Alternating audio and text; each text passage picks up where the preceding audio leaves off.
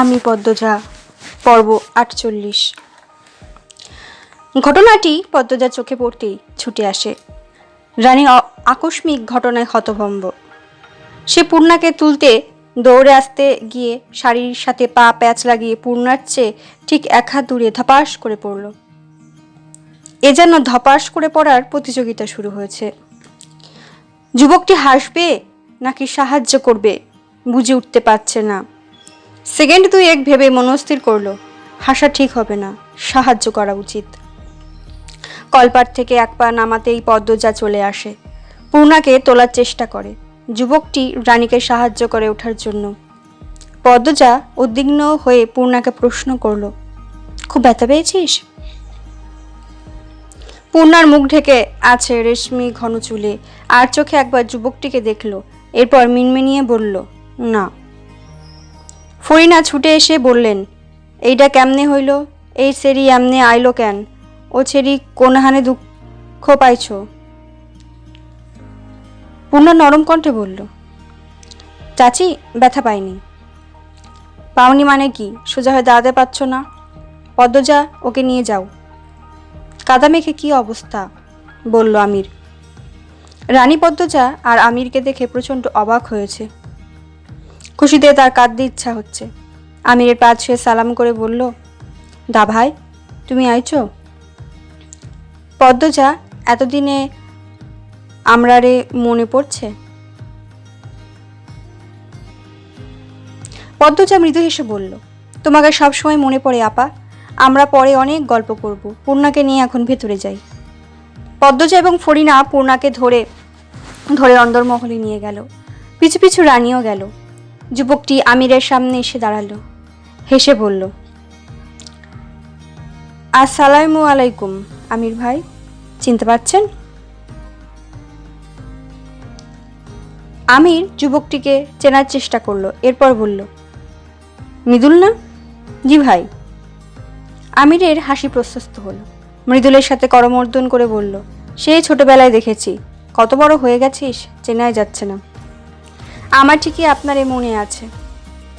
আমির মৃদুলের বাহুতে আলতো করে থাপ্পড় দিয়ে বলল, ছোটবেলায় তো তুমি করে বলতি, এখন আপনি আপনি বলছিস কেন? মৃদুল এক হাতে ঘাড় ম্যাসেজ করে হাসলো, এরপর বলল, 16-17 বছর পর দেখা হয়েছে তো। তো কি হয়েছে? তুমি বলে সম্বোধন করবি। গোসল করেছিলি নাকি? জি। কাপড় পাল্টে আয়, অনেক আলাপ হবে। আচ্ছা ভাই। আমির নারিকেল গাছের পাশে তাদের ব্যাগ দেখতে পেল, এগিয়ে গিয়ে ব্যাগটা নিল, এরপর অন্দরমহলের দিকে গেল। বৈঠকখানায় পদ্মজা বসে আছে। পূর্ণার কোমরে পায়ে গরম সরিষার তেল মালিশ করে দিয়ে বিশ্রাম নিতে বলেছে। হুমকিও দিয়ে এসেছে, ঘর থেকে বের হলে একটা মারও মাটিতে পড়বে না। পূর্ণার মুখ দেখে মনে হয়েছে আর বের হওয়ার সাহস করবে না। বেশ জোরেই পড়েছিল। পা কোমর লাল হয়ে গেছে। এই বাড়িটা আমি তো প্রায়, আগে তাও মানুষ আছে বলে মনে হতো, এখন মনেও হয় না এই বাড়িতে কেউ আছে। নির্জীব, স্তব্ধ। রান্নাঘর থেকে বেশ কিছুক্ষণ পর পর টুংটাং শব্দ আসছে। ফরিনা এবং আমিনা তাড়াহুড়ো করে রান্না করছেন। আমির বের হয়েছে, বাড়িতে মাত্রই এলো আর কিসের কাজে বেরিয়ে পড়ল। স্তব্ধতা ভেঙে একটা ছোট বাচ্চা দৌড়ে আসে পদ্মজার কাছে। বাচ্চাটার কোমরে গলায় তাবিজ, তাবিজের সাথে ঝনঝন শব্দ তোলা জাতীয় কিছু গলায় ঝুলছে। পদ্মজা বাচ্চাটিকে কোলে তুলে নিল। রানী বৈঠকখানায় এসে বাচ্চাটাকে বলল, আলো আম্মা, এদিকে আয়, তোর গায়ে ময়লা, পদ্মমামির কাপড়ে লাগবো। পদ্মজা আলোর গাল টেনে বলল, কিছু হবে না, থাকুক। এরপর আলোর গালে চুমু দিল। আলো 2 বছর রানীর মেয়ে হয়েছে শুনেছিল পদ্মজা, কিন্তু আসতে পারেনি দেখতে, এবারই প্রথম দেখা। পদ্মজা বলল, আলো ভাগ্যবতী হবে, দেখতে বাপর মতো হয়েছে। বাপের মতো হয়েছে কথাটি শুনে রানীর মুখ কালো হয়ে যায়। তার প্রথম বাচ্চা মারা যাওয়ার 1 বছরের মাথায় সমাজের নিন্দা থেকে বাঁচতে খলিল হাওলাদার রানীর জন্য পাত্র খুঁজতে থাকলেন, কিন্তু কেউ রানীকে বিয়ে করতে চায় না।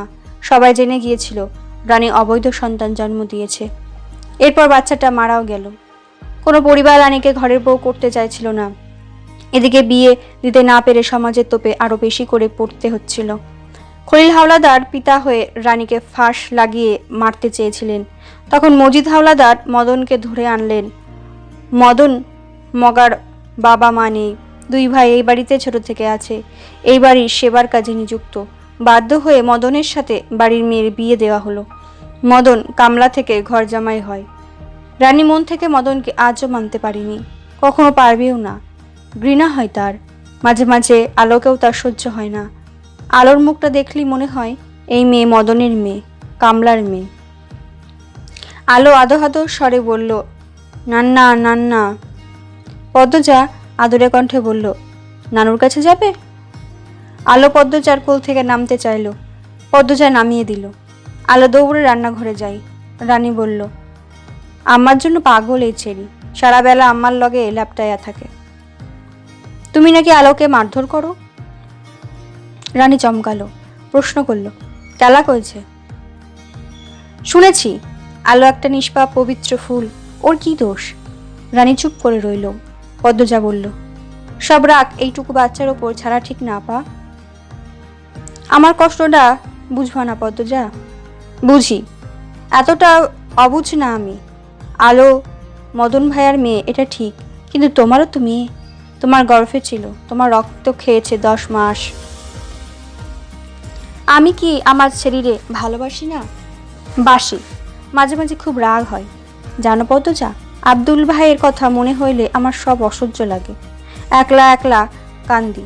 তখন আলো কানলে আমি ওরে 1-2টা থাপ্পড় মারি। পরে আফসোস হয় কেন মারলাম চেইডারে, ও তো আমারই অংশ। নিজেকে নিয়ন্ত্রণ করার চেষ্টা করো। নিয়তির ওপর কারোর হাত নেই। অতীত ভুলতে বলবো না, কিছু অতীত ভুলে যায় না, কিন্তু চাইলেই পরিস্থিতির সাথে মানিয়ে বাঁচা যায়। নিজেকে মানিয়ে নাও, আলোর প্রতি যত্নশীল হও, মানুষের মতো মানুষ করো। একটা মেয়েকে নিয়ে সমাজে বাঁচা যুদ্ধের মতো, গোড়া থেকে খেয়াল দাও। তোমার কথা শুনলে বাঁচার শক্তি পায় পদ্মজা। পদ্মজা হাসল। বৈঠকখানায় আমির এসে প্রবেশ করল, তার পিছু পিছু মৃদুল। মৃদুলকে দেখে রানী হাসল। পদ্মজাকে দেখিয়ে বলল, এই যে এইটা হয়েছে পদ্মজা, তোর ভাবি। মৃদুল পদ্মজাকে সালাম করার জন্য ঝুঁকতে পদ্মজা বলল, না না, কোনো দরকার নেই, বসুন আপনি। মৃদুল বসল। এরপর পদ্মজাকে বলল, আপনার কথা কথা অনেক শুনেছি, আজ দেখার সৌভাগ্য হলো। আমির পদ্মজাকে বলল, ওর নাম মৃদুল, রানীর মামাতো ভাই। ছোটবেলায় আমাদের বাড়িতে কদিন পর পর আসতো। তখন 8-9 বছর, তখন দূরে চলে যায়, আর দেখা হয়নি।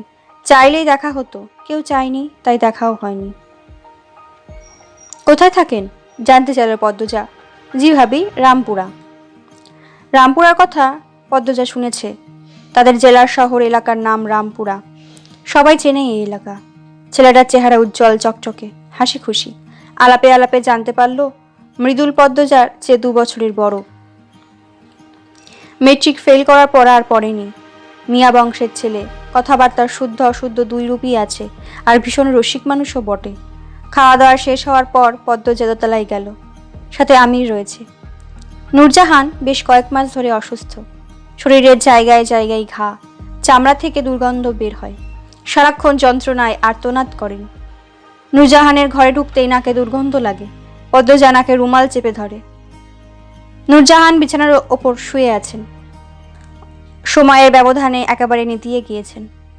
বয়সটা যেন কয়েক গুণ বেড়ে গেছে। হাড্ডি ভেসে আছেন। লজ্জাস্থান ছাড়া পুরো শরীর উন্মুক্ত। একপাশে লতিফা দাঁড়িয়ে আছে। নূরজাহানের মাথার কাছে একজন কবিরাজ বসে রয়েছেন। একটা কৌটা থেকে সবুজ দেখতে তরল কিছু নূরজাহানের ক্ষত স্থানগুলোতে লাগাচ্ছেন। পদ্মজা নূরজাহানের বাম পাশে গিয়ে দাঁড়ালো। নাক থেকে রুমাল সরিয়ে দুর্গন্ধের সাথে মানিয়ে নেওয়ার চেষ্টা করলো। ডাকলো, দাদু, দাদু শুনছেন? নূরজাহান ধীরে ধীরে চোখ খুললেন। পদ্মজা প্রশ্ন করলো, খুব কষ্ট হয়? কোথায় কোথায়? বেশি যন্ত্রণা হয়? নূরজাহান শুধু তাকিয়েই রইলেন। চোখ বেয়ে জল গড়িয়ে পড়ে। পদ্মজার বুকটা হাহাকার করে উঠল। বয়স্ক একজন বৃদ্ধা কত কষ্ট করছে। লতিফা বলল, দাদু কথা কইতে পারে না, খালি কান্দে। নূরজাহানের অসহায় চাহনি দেখে পদ্মজার চোখ দুটি ছলছল করে উঠল। সে নূরজাহানের মাথায় হাত বুলিয়ে দিয়ে বলল, আল্লাহর নাম স্মরণ করেন, ইনশাআল্লাহ সব ঠিক করে যাবে। ধৈর্য ধরুন। তারপর লতিফাকে বলল, ভালো করে খেয়াল রেখো ওনার। আমির বেশ অনেকক্ষণ নূরজাহানের সাথে কথা বলল। নূরজাহান জবাব দেন না, শুধু উয়া শব্দ করেন। আমির দু চোখ বেয়ে জল পড়ে। পদ্মজার ভালো লাগে না দেখতে। সে আমিরকে বুঝিয়ে শুনিয়ে বাইরে নিয়ে আসে। বারান্দা পেরোনোর পথে রুম্পার ঘরের দরজা খোলা দেখলো পদ্মজা। যাওয়ার সময় তো বন্ধই ছিল। পদ্মজা ঘরের ভেতর উকি দেয়, দেখলো কেউ নেই, পালঙ্কও নেই। সে আমিরকে প্রশ্ন করল, রুম্পা ভাবি কোথায়? আমিরও এসে উকি দিল, খালি ঘর। সে অবাক স্বরে বলল, জানি না তো। পদ্মজা চিন্তায় পড়ে গেল। হেমলতা মারা যাওয়ার পর গ্রামে আর থাকেনি, শহরে ফিরে যায়। 1 মাসের মাথায় জানতে পারলো সে গর্ভবতী। গর্ভাবস্থায় প্রথম 5 মাস খুব খারাপ যায়। প্রতি রাতে হেমলতাকে স্বপ্নে দেখত। 6 মাসের শুরুতে ফরিনা নিয়ে আসেন গ্রামে। এই সময় পদ্মজার একজন মানুষ দরকার, কাছে মানুষের দরকার, তাই আমিরও নিষেধ করেনি। তার মধ্যে আবার মারা গেলেন মোর্শেদ। পদ্মজা আরও ভেঙে পড়ে। কাছের মানুষদের সহযোগিতায় বাচ্চার কথা ভেবে নিজেকে শক্ত রাখার চেষ্টা করে, সফলও হয়। পদ্মজা তখন অনেকবার চেষ্টা করেছে রুম্পার সাথে দেখা করার।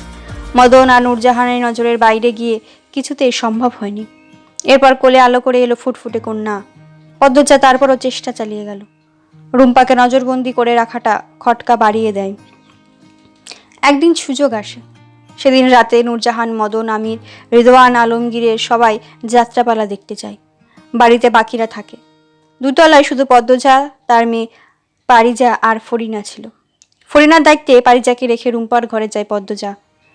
রুম্পা তখন প্রস্রাব পায়খানার ওপর অচেতন হয়ে পড়েছিল।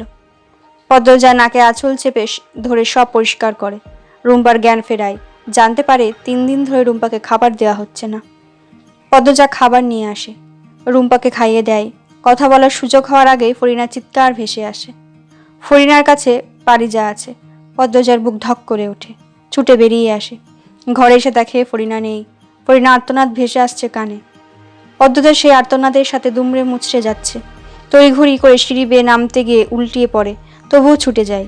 ফরিনার কান্নার চিৎকার অনুসরণ করে অন্দরমহলের বাইরে বেরিয়ে আসে। চাঁদের আলোয় ভেসে ওঠে তার 3 মাসের কন্যার রক্তাক্ত দেহ। ফুটফুটে কন্যা, ছোট ছোট হাত পাগুলো নিথর হয়ে পড়ে আছে। সময় থেমে যায়। মনে হয় নিশতি রাতে প্রেতাত্মা একসঙ্গে একই স্বরে চিৎকার করে কাঁদছে। পদ্মজার মস্তিষ্ক ফাঁকা হয়ে যায়। কোন পাষাণ মানব সন্তান 3 মাসের বাচ্চার গলায় ছুরি চালিয়েছে? তার কি হৃদয় নেই?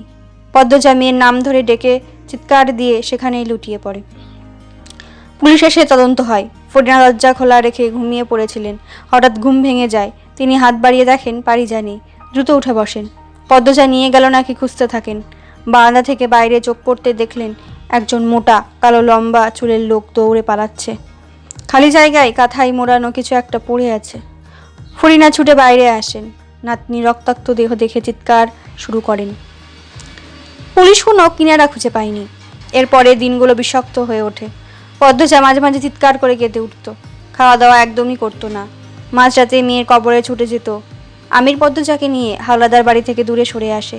প্রায় 1 বছর পদ্মজা মানসিকভাবে বিপর্যস্ত ছিল। এরপর বুকে ব্যথা নিয়েই স্বাভাবিক জীবনে ফিরে আসে। মনে মনে প্রতিজ্ঞা করে একদিন ফিরবে অলন্দপুর। সেই নিষ্ঠুর খুনিকে শাস্তি দিবেই। জানতে চাইবে কিসের দোষে তার 3 মাসের কন্যা বলি হলো। কেউ জানুক আর নাই বা জানুক, পদ্মজা জানে হাওলাদার বাড়িতে আসার প্রধান উদ্দেশ্য পারিজার খুনিকে বের করা। সে শতভাগ নিশ্চিত এই বাড়ির কেউ না কেউ জড়িয়ে এই খুনের সাথে। শুধু বের করার পালা। পুরনো কথা মনে পড়ে পদ্মজা 2 চোখ বেরিয়ে জল গড়াতে থাকলো। আমির জল মুছে দিল। এরপর বলল, বোধহয় 3 তলায় রাখা হয়েছে। পদ্মজা 3 তলার সিঁড়ির দিকে তাকালো। শুনেছে 3 তলার কাজ নাকি সম্পূর্ণ হয়েছে।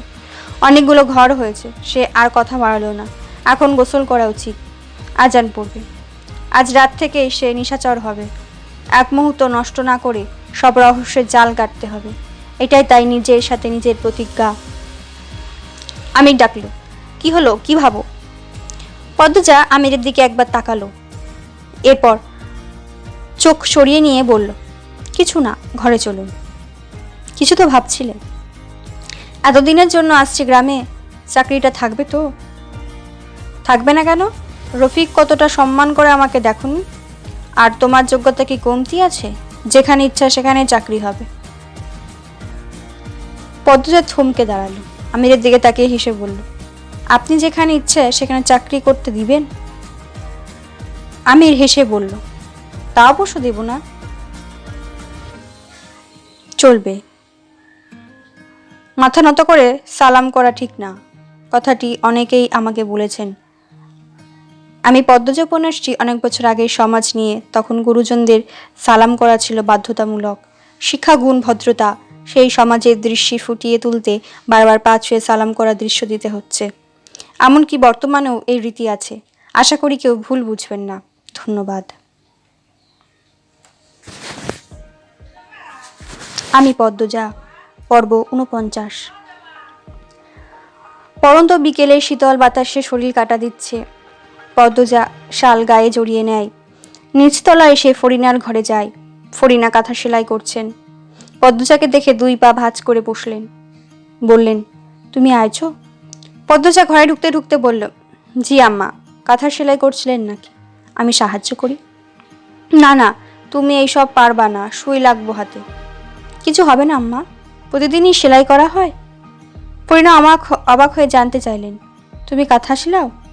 পদ্মজা হেসে বলল, ওই একটু। ক্যারে, আমরা থাকতে তুমি সেলাও ক্যারে? তোমার সৎ আম্মাই তো নকশি কাঁথা সেলাই, হে থাকতে তোমার সেলাই করা লাগে ক্যারে? পদ্মজা ফরিনার হাত থেকে সুই টেনে নিয়ে বলল, আব্বা মারা যাওয়ার পর 2 বছর আমি কেমন অবস্থায় ছিলাম জানেনই তো। সে অবস্থায় আমার পক্ষে আমার পরিবারের জন্য কিছু করা সম্ভব ছিল না। তখন উনি পরেও সৎমা হয়েও নিজের ঘাড়ে সব দায়িত্ব তুলে নিলেন। কিন্তু উনি যতটুকু করতেন ততটুকুতে পরিবার চলতে গিয়ে হিমশিম খেত। তাই আমি চেষ্টা করেছি একটু যদি নকশি কাঁথার পরিমাণটা বাড়ানো যায়। পদ্মজার ফুলের পাপড়ির মতো ফোলা ফোলা 2টি চোখ অল্প হাসে। সে হাসিতে পরমা সুন্দরীর মুখমণ্ডল অল্প আভায় আলোকিত। ফরিনা অবাক হয়ে সে হাসি দেখেন। মন দিয়ে কাঁথার ফুল তুলছে পদ্মজা। হাত দিয়ে সুতা কেটে ফরিনার দিকে তাকালো সে। পদ্মজার নিখুঁত চোখ নাক ফরিনা তাকিয়ে আছেন। পদ্মজা ডাকল, আম্মা। ফরিনার সম্বিত ফিরল। তিনি প্রশ্ন করলেন, তুমি নাকি শহরে কাম করো? পদ্মজা হাসলো, বলল, করা হয়। প্রেমাপ্রান্ত দুজনেরই পড়াশোনা করে। পড়ালেখার কত খরচ। আর পূর্ণা তো পড়ালেখার চেয়ে বেশি খরচ করে ফেলে শাড়ি অলংকার কিনতে গিয়ে। আম্মা নেই, বাধা দিতে কষ্ট হয়। আর উনি নিজের সব সঞ্চয় উজাড় করে দেন আমার 3 ভাই বোনকে। টাকা তো থাকে না, তাই চাকরি নিতে হলো। 2 বোনের বিয়ে দিতে হবে না? আমার তো ফরজ কাজ বাকি, তার জন্য টাকা জমাতে হচ্ছে। আর ওনা নকশি কাঁথার টাকার সাথে বেতনের কিছুটা অংশ মিলিয়ে পাঠিয়ে দিই। বেশ ভালোই চলছে। উনি আছেন বলেই আমার মাথার ওপরে চাপটা কমেছে। বাসন্তী অনেক ভালা। আমি হের চেয়ে 4 বছরের বড়। মেলা সম্মান করে আমারে। আচ্ছা, আমির তোমারে বাইরে কাম করতে দিচ্ছে? এ প্রশ্নে পদ্মজা কপার চাপড়ে বলল, আর বলবেন না মা, কি যে যুদ্ধ করতে হয়েছে। শেষমেশ রাজি হয়েছেন। কিন্তু ওনার অফিসে নাকি চাকরি করতে হবে। ওনার অফিসে চাকরি নিলে উনি আমাকে কোনো কাজ করতে দিবেন? টাকা ঠিকই মাস শেষে দিতেন। ঘুরে ফিরে স্বামীর টাকায় বাপের বাড়ি খায় কথাটা আত্মসম্মানের সাথে লেগে যেত। এ নিয়ে 3 দিন আমাদের ঝগড়া ছিল। আলাদা থেকেছি, কেউ কারোর সাথে কথা বলিনি। ফরিনা বেশ আগ্রহ পাচ্ছেন, উৎসুক হয়ে জানতে চাইলেন, এরপরে কি হইল? কাম করতে দিছে কেমনি? এরপর 3 দিন পরে সে বলল, চাকরি পেয়েছে একটা, 6 ঘন্টা কাজ, হিসেব রক্ষকদের পদ, বেতন ভালো। জানেন আম্মা, আমি ভীষণ অবাক হয়েছি। এত কম সময় চাকরি, আবার বেতনও তুলনায় বেশি। এরপর জানতে পারি ওনার পরিচিত একজনের অফিসের চাকরির বন্দোবস্ত উনিই করেছেন। উনি চান না আমি বেশি সময় বাইরে থাকি। আবার যে ধরেও বসেছিলাম, এভাবেই সব ঠিক হয় ইনশাল্লাহ। আম্মা, পূর্ণার বিয়েটা ধুমধামে হয়ে যাবে। প্রেমারও তো দেরি আছে, অনেক পড়বেও। ফরিনা পদ্মজার মাথায় হাত বুলিয়ে দিলেন। এরপর বললেন, আল্লাহ 1000 বছর বাঁচাইয়া রাখুক। আম্মা, রুব্বা ভাবি কি 3 তলায়? আজ দেখতে যাব ভাবছি। চাবি কার কাছে? ফরিনার মুখ গুমট করে বললেন, এই ঘরে যাওয়ানোর দরকার নাই। রিদওয়ান চাবি দিব না। ওরা আর আমারে দাম দেয় না, যেমনি ইচ্ছা চলে। দিবে না মানে কি? আপনি গুরুজন, আপনাকে দিতে বাধ্য। চাইছিলাম একবার, যা ইচ্ছা কইরা দিছে। ফরিনার মুখে আধার নেমে আসে। তিনি নির্বিকার ভঙ্গিতে আবার বললেন, চাবি চাউনের লইগা রিদওয়ান হের আম্মারও মারছে। পদ্মজার চোখ দুটি বড় বড় হয়। সে কি, মায়ের গায়ে হাত তুলেছে? ফরিনা কাঁথার সেলাই করতে করতে বললেন, নিজের মা আর কই থাক্কা, এই ছাড়ার মাথা খারাপ, অমানুষ। বাড়ির অন্যরা কিছু বলেনি? অন্যরা কারা? আব্বা চাচা বড় ভাই কেউ কিছু বলেনি? বাকিদের কথা জানি না, তোমার শ্বশুর তো নিজের শকুনের বাচ্চা। পদ্মজা চমকে তাকালো। ফরিনাও চকিতে চোখ তুলে তাকালো। তিনি মুখ ফুসকে বলে ফেলেছেন। দুজন দুজনের দিকে অনেকক্ষণ তাকিয়ে রইল। পদ্মজা প্রশ্ন করার আগে ফরিনা বললেন, পূর্ণায় গাছে উঠছে, সকালে আছড়াইডা খাইলো, বিকেলে আইতেই গাছে উঠটা গেছে, ছেড়িডারে কয়টা মার দিও। পদ্মজা স্পষ্ট বুঝতে পেরেছে তার শাশুড়ি আগের কথাটা ধামাচাপা দেওয়ার চেষ্টা করছে। সে আগ বাড়িয়ে কথা বলতে পারল না। মৃদু কণ্ঠে বলল, আমি আসি আম্মা, যাও। পদ্মজা দরজা অব্দি এসে ফিরে তাকালো। ফরিনা দ্রুত চোখ সরিয়ে নিলেন। পদ্মজা ঘর ছাড়তে তিনি হাঁফ ছেড়ে বাঁচলেন। পদ্মজা উদাসীন হয়ে হাঁটছে। ফরিনা কেন নিজের স্বামীকে শকুনের বাচ্চা বললেন? পদ্মজা দ্রুত নিজেকে সামলে নিল। এখন এসব ভাবা যাবে না। রিদওয়ানের কাছ থেকে চাবি নিতে হবে। সে দ্রুত পায়ে হেঁটে রিদওয়ানের ঘরের সামনে আসে। দরজায় শব্দ করতে ওপাশ থেকে রিদওয়ানের কণ্ঠ ভেসে আসে, কে? পদ্মজা জবাব না দিয়ে আরো জোরে শব্দ করল। রিদওয়ান কপাল কুঁচকে দরজা খুলল। পদ্মজাকে দেখে কপালের ভাঁজ মিলিয়ে যায়, ঠোঁটে হাসি ফুটে ওঠে। মোটা হয়েছে আগের চেয়ে, গাল ভর্তি ঘন দাড়ি, এক দুটো চুল পেকেছে। সে খুশিতে গদগদ হয়ে বলল, আরে বাপরে, পদ্মজা আমার দুয়ারে এসেছে। পদ্মজা সোজাসুজি বলল, রুম্পা ভাবির ঘরে চাবি দিন। রিদওয়ান দরজা ছেড়ে দাঁড়ালো, বলল, এতদিন পর এসেছ, আবার আমার সামনে, ঘরের সামনে, ভেতরে এসো, বসো, এরপর কথা বলি। আমি আপনার সাথে কথা বলতে আসিনি, দয়া করে চাবিটি দিন। চাবি তো দেবো না, কি সমস্যা? রিদওয়ান পদ্মজার কাঁধে হাতে রেখে বলল, আরে ঘরে আসো তো আগে। পদ্মজা এক ঝটকা রিদওয়ানের হাত সরিয়ে দিল। চোখ গরম করে তাকিয়ে বলল, চাবি দিন। চোখ দিয়ে তো আগুন ঝরছে, কিন্তু আমি তো ভয় পাচ্ছি না, চাবি আমি দেব না। দেবেন না? রিদওয়ান আড়মোড়া ভেঙে আয়েসি ভঙ্গিতে বলল, না। পদ্মজা আর কথা বাড়ালো না, চলে গেল। রিদওয়ান পিছু ডেকেছে, সে শোনেনি। মওয়াকে দিয়ে পাথর নিয়ে 3 তলায় আসে। মদন একটা ঘরের সামনে চেয়ার নিয়ে বসেছিল। পদ্মজা বুঝতে পারে তাহলে এই ঘরে রুম্পা আছে। সে দরজার সামনে এসে দাঁড়াতেই মদন বলল, কিছু দরকার ভাবি? পদ্মজা নির্বিকার ভঙ্গিতে বলল, তালা ভাঙবো। মগা, তালা ভাঙো। মদন দরজার সামনে দাঁড়ালো, বলে, রিদওয়ান ভাইয়ের কাছে চাবি আছে, তার কাছ থেকে লইয়া আসেন, তালা ভাঙেন না। উনি আমাকে চাবি দেননি, তাই আমি তালা ভাঙবো। আপনি সরে দাঁড়ান। না ভাবি, এইটা হয় না, আমার ওপর এই ঘরের ভার দিছে। আপনি সরে দাঁড়ান। পদ্মজা কথাটা বেশ জোরেই বলল। মদন হাওলাদার বাড়ির বইয়ের সামনে আর দাঁড়িয়ে থাকার সাহস পাচ্ছে না। সে দৌড়ে নিচে যায়, বাড়ির সবাইকে গিয়ে বলে পদ্মজা তালা ভাঙছে। খলিল, আলমগীর, আমির, রিদওয়ান, ফরিনা, আমিনা ছুটে আসেন। ততক্ষণে পদ্মজা তালা ভেঙে ফেলেছে। আমির হন্তদন্ত হয়ে এসে প্রশ্ন করলো, তালা ভাঙলে কেন? আপনার ভাই আমাকে চাবি দেননি, আমার রুম্পা ভাবির সাথে দেখা করার ইচ্ছে হচ্ছিল, তাই ভেঙেছি। এইটা অসভ্যতা। তোমারে ভালা ভাবছিলাম, ছেড়ি মানুষে এত তেজ অবাধ্যতা ভালা না। পদ্মজা এক নজর খলিলকে দেখলো, এরপর রুম্পার ঘরে ঢুকলো। রুম্পা ঘরে মেঝেতে উপুর হয়ে পড়ে আছে। লম্বা চুল এখন ঘাড় অবধি। কে কেটে দিয়েছে? যেন চুল না, ময়লা, ঝাড়ু। পদ্মজা দৌড়ে রুম্পার পাশে এসে বসে। রুম্পা শাড়ি ঠিক করে দিয়ে ডাকলো, ভাবি, ভাবি শুনছো ভাবি? রুম্পার সাড়া নেই, গলায়, হাতে, পায়ে মারের দাগ। ফরিনা দেখে চমকে যান। রুম্পার এক হাত চেপে ধরে উদ্বিগ্ন হয়ে প্রশ্ন করলেন, কেলাই মারছে বউডারে? আল্লাহ গো, কেমনে মারছে? রক্ত শুকাইয়া পাথর হইয়া গেছে। এইলাই গা আমারে রুম্পার কাছে আইতে দেয় নাও তোমরা। বউরা তোমারে কি করছে? পাগল মানুষ। ফরিনা বাড়ির পুরুষদের দিকে চেয়ে কেঁদে বললেন। আমিনা দূরে দাঁড়িয়ে আছেন। তিনি বরাবরই অন্যরকম মানুষ, অহংকারী, হিংসুক, অন্যদের ভালো দেখতে পারেন না। রানীর জীবনটা এভাবে ধ্বংস হয়ে যাওয়ার পরও আরো বেশি খামখেয়ালি হয়ে উঠেছেন। পদ্মজা আমিরের দিকে তাকে হুঙ্কার দিয়ে উঠল, আপনি দাঁড়িয়ে আছেন কেন? অন্যরা পাষাণ, আপনি তো পাষাণ না, ভাবিকে বিছানায় তুলে দিন। পদ্মজার কথাই আমির রুম্পাকে কোলে তুলে বিছানায় শুইয়ে দিল। আমির ফরিনা ছাড়া বাকি সবাই বিরক্তিতে কপাল ভাঁজ করে চলে যায়। তারা অসন্তুষ্ট। খলিল যাওয়ার আগে বিড়বিড় করে পদ্মজাকে অনেক কিছু বললেন। পদ্মজা সেসবে কানে দেয়নি। সে শুধু অবাক হয়, মানুষগুলোর প্রতি ঘৃণা হয়। সে রুম্পার জ্ঞান ফেরানোর চেষ্টা করেছে। আমিরকে বলল, কবিরাজ নিয়ে আসেন। আমির চলে যায়। ফরিনার কাছ থেকে পদ্মজা জানতে পারল তিনি 2 বছর পর রুম্পাকে দেখছেন। কি অবাক কাণ্ড! কখন চুল কাটা হয়েছে জানেন না। পদ্মজা জানতে চাইল কেন এত ভয় পান বাড়ির পুরুষদের।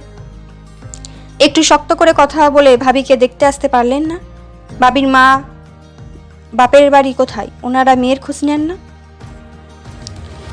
রুম্পার মা বাপ নাই, ভাই আছে 2টা।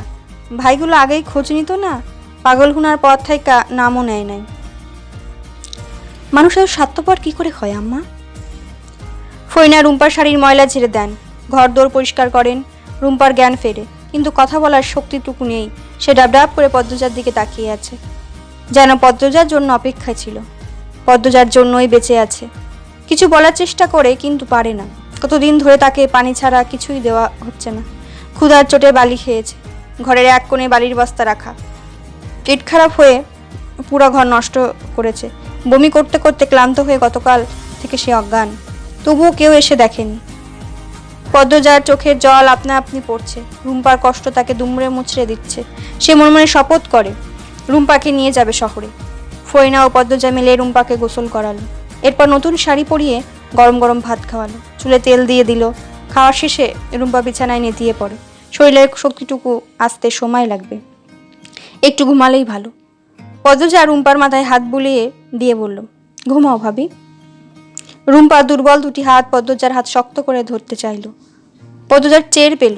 সে রুম্পার 2 হাত শক্ত করে ধরে বলল, তোমাকে ছেড়ে যাব না, আমি থাকবো। রুম্পার চোখ বেয়ে জল গড়িয়ে পড়ে। পদ্মজা মুছে দিল।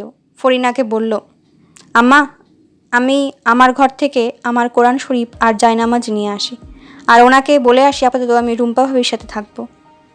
যাও তুমি, আমি এখানে আছি। পদ্মজা বেরিয়ে গেল। বারান্দা পেরোবার সময় আলোক ঘরের সামনে উঠানে চোখে পড়ল। সেখানে পূর্ণা রানী বাচ্চাদের নিয়ে গোল্লা ছুট খেলছে। পূর্ণার পরনে শাড়ি। মেয়েটা এত দস্যি হলো কি করে? সে চোখ সরিয়ে নিজের ঘরের দিকে গেল। সন্ধ্যার আজান পড়ার বেশি দেরি নেই। রানী এক দলের নেতা, পূর্ণা অন্য দলের। 2 দলের নাম শাপলা আর গোলাপ। প্রতি দলের 6 জন করে। বাচ্চাগুলোর বয়স 9-10 এরকম। আলোক ঘরের বারান্দার চেয়ারে বসে আছে মৃদুল। আলোক ঘর থেকে বেরিয়ে বলল, এই বাচ্চারা আমিও খেলতাম। রানী বলল, না না, তোরে নিতাম না। পূর্ণা মৃদুলকে দেখে অন্যদিকে চাইল। তার ভীষণ লজ্জা করছে মৃদুলের সামনে পড়তে। মৃদুল আরেকটু এগিয়ে এসে বলল, ডরাই তো ছোস, ডরাইনের কথা। এর মৃদুলের সাথে কেউ পারে না, আর তুই তো মুটকি, কেমনে পারবি? আমি তো 4 মাসের বড়, সম্মান দিয়ে কথা ক। মাঝখান থেকে সর, খেলতে দে। ধুর, তোর ছেড়িরে এখন খেলার সময়, আর তুই খেলতে চোস। সর। এই বল মাছ, তোমার দলের একটারে বাদ দিয়া আমার লও। এই মুটকির 100টা গোল্লা না দিলে আমি বাপের ব্যাঠা না। পূর্ণা হা করে তাকালো। তাকে বোয়াল মাছ রাখা হচ্ছে, এই জন্য তার দিকে তাকিয়ে বাচ্চারাও হাসছে। দেখতে চকচকে সুন্দর হয়ে গেছে বলে কি যা ইচ্ছে ডাকার অধিকার বাঘিনী পূর্ণা দিয়ে দেবে? কখনো না। সে তেলে বুনে জ্বলে উঠে বলল, আমাকে আপনার কোন দিক থেকে বোয়াল মাছ মনে হচ্ছে? পূর্ণাকে কথা বলতে দেখে মৃদুল হাসলো, রসিকতা করে বলল, আরে কালি বেআইনের দেখি কথা কইতেও পারে। পূর্ণা আহত হলো। এক হাতে নিজের গাল ছুঁয়ে ভাবল, সে কি কালি ডাকার মতো কালো? বাঘানি রূপটা মুহূর্তে নিভে গেল। তার চোখ দুটি ছলছল করে উঠল। যাকে পছন্দ করলো সেই কালি বলল। পূর্ণা থম মেরে দাঁড়িয়ে রইল। রানী বলল, মৃদুলে সর কইতাছি, খেলতে দে। আমিও খেলাম। এই আন্ডা তুই বাদ। তোর বদলে আমি বেআইনের দলের হয়ে খেললাম। মৃদুলের এক কথায় নেড়া মাথা ছেলেটি সরে দাঁড়ালো। মৃদুল খেলার নির্দিষ্ট জায়গায় দাঁড়ালো। এরপর পূর্ণাকে বলল, কালী বেয়ান, তুমি আগে যাইবা নাকি আমি আগে যাবো? পূর্ণা মিনমিনিয়ে বলল, আমি খেলবো না। রানী দূর থেকে বলল, দেখছোস মৃদুল্লাহ, তুই খেলার মাঝে ঢুকতেছিস বইলা পূর্ণা খেলতো না। সবসময় কেন খেলা নষ্ট কইরা দেস তুই? মৃদুল সেসব কথা ভ্রুক্ষেপও করলো না। সে রসিকতা স্বরেই বলল, আরে বেআইনের শক্তি ফুরাইয়া গেছে, আর খেলতে পারবো না। এই আন্ডা তুই আয়, বেআইনের খেলবো না। তুই আইজ হারবি রে আপা। রানী আত্মবিশ্বাসের সাথে বলল, আমার দলই জিতব। আগে আগে চাপা মারিস না, আমার মতো দেখাইয়া দে। এই পেটওয়ালা তুই আগে যা। পূর্ণা ব্যথিত মন নিয়ে আলোক ঘর পেরিয়ে অন্দরমহলের পথে পা রাখে। সে কালো, সে জানে, কিন্তু কেউ কালি বললে তার খুব খারাপ লাগে। আল্লাহ কেন তাকে সৌন্দর্য দিলেন না? একটু ফর্সা করে দিলে কি হতো? তার আপার মতো কালো রঙে সবাই সৌন্দর্য কেন খুঁজে পায় না? পূর্ণা দুই হাত দিয়ে দুই চোখের জল মোছে। অভিমানী মন থেমে থেমে কাঁদছে। এই শাড়ি তো মৃদুলের দৃষ্টি আকর্ষণের জন্যই পরেছিল সে। দরকার নেই এই চকচকে পুরুষ। কেউ তাকে কালি বললে সে ভীষণ রাগ করে, ভীষণ।